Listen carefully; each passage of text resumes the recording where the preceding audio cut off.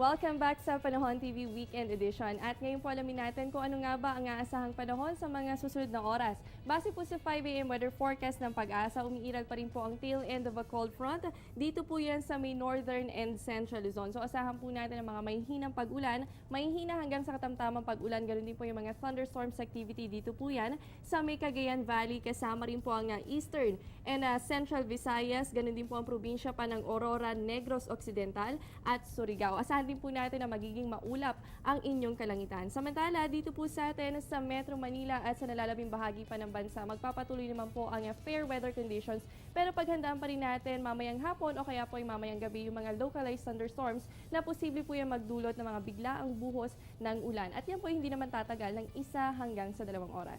So yan po ang aasahan nating lagay ng panahon ngayong araw, November 16, 2014. At mga kababayan, ilang araw na nga lang ba? 39 days na lang Pasko na. Kaya naman paghandaan na po natin yan. At syempre, excited na ang mga bata para dito.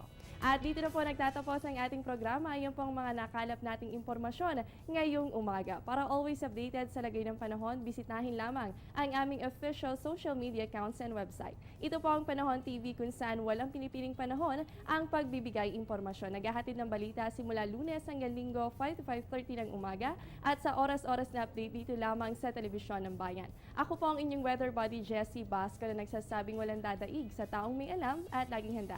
Good morning and have a great day ahead. Ang programang ito ay hatid sa inyo ng Air 21. Sagot ko, padala mo.